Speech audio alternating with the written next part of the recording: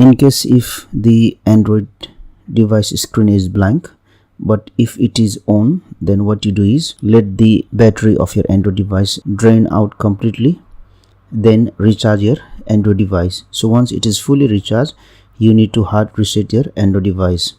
For Galaxy Note 8, if I have to hard reset my Android device, if I have to hard reset, then what I will do is I will press the volume up button, Bixby button and the power button at the same time. Now once the Samsung Galaxy Note 8 logo appears, release the button and you will see installing system update information. Wait for a few minutes. Now you will see there is no command message displayed on the Android screen. Leave it for a few seconds. Now you will see there is option which appears here on the top. So from here you need to choose wipe data / factory reset. In order to choose this option, press the volume down button, and once you select the option, you need to press the power button to wipe the Android device, and it will go back to the factory state.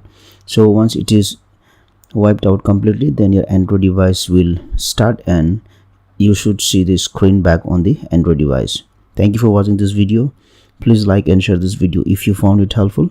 Also click on the subscribe button and hit on the bell icon to get the notification of our latest videos for free.